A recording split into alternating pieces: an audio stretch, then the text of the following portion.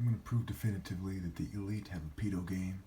It's in the militaries, it's in the colleges, the Greek societies, it's in the governing class, families, and corporations.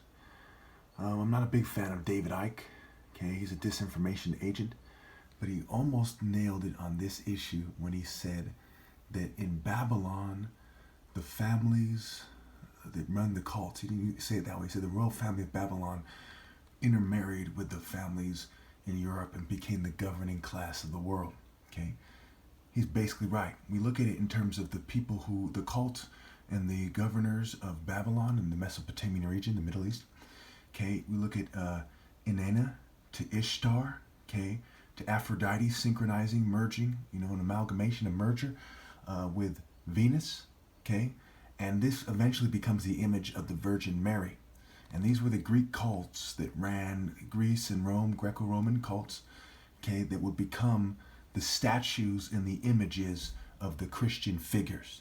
That's why they're fairy, kind of gay-like images. And over time, the word fairy would be used, okay, and they would use these depictions in their churches, okay. Roman Catholic Church, right? The Roman kind of pagan elite used Christianity as a trap for their pedo cult games.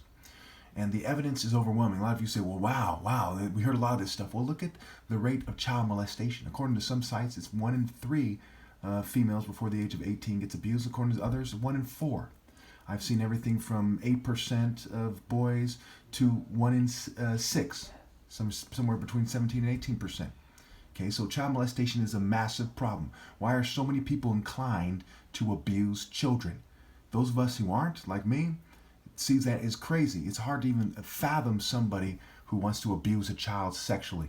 Okay, it is strange, it is weird, it is sick, it is demented, it is unbelievably disgusting. Especially when there's plenty of unattractive people from both sexes who aren't hard to get into bed, basically. Okay, so how did this come to be?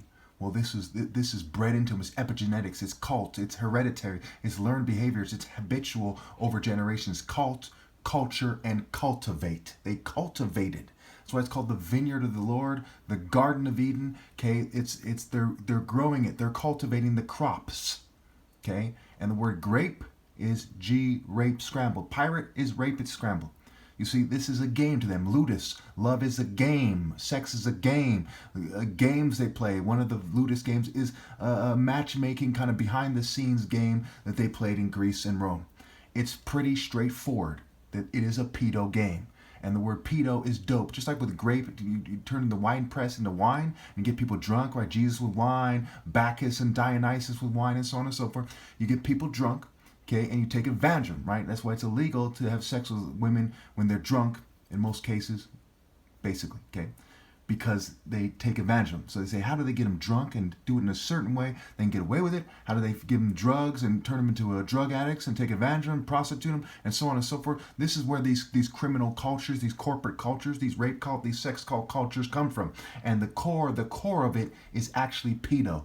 It's a pedo game, okay? Pederasty.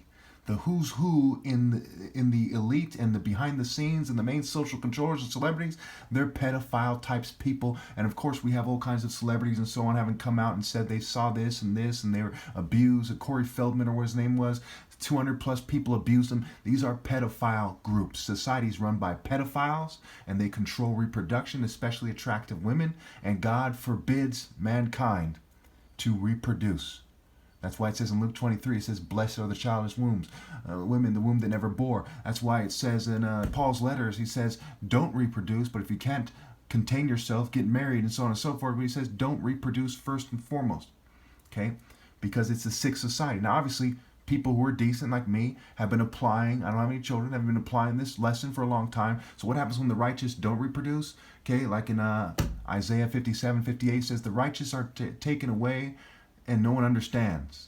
Okay, the righteous are taken away to be spared from evil. The world is breeding toward evil. So when we look at it in terms of the statistics, we look at it in terms of the history of religions and cults and governing groups, the corpus, meaning body, corpus, the governing groups. We look at in Egypt and Isis and Horus and these fertility cults in the Middle East and so on and so forth. We see that pedophiles eventually became the dominant global force, and this is mainstream history if you bother to focus on those parts and put them together.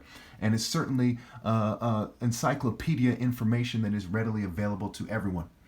So can pedophiles that control mental health turn around and say that I'm crazy with their pedophile scale for arguing that moral precision is greater than life itself? Well, let's look at this thing. Jesus is said to die for morality. The idea of a martyr in general is dying for a cause. What better cause than moral precision?